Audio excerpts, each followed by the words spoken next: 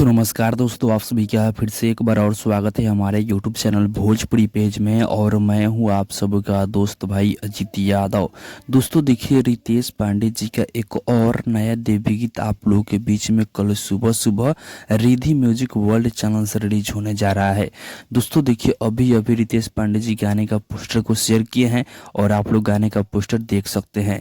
गाने का नाम है जाने जहान मैया, जो कि इस गाने को रितेश पांडे जी सिंगल ही अपने आवाज में इस गाने को गाए हुए हैं और इस गाने को राइटर आर पंकज जी लिखे हुए हैं।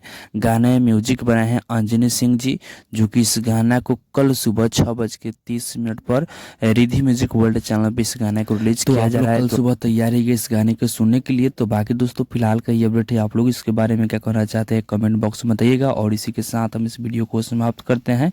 अभी तक हमारे इस चैनल को सब्सक्राइब नहीं किए हैं तो सब्सक्राइब भी कर लीजिएगा, क्योंकि इस चैनल पे भोजपुरी इंडस्ट्री का हर एक अपडेट सबसे पहले आप सभी को मिलेगा।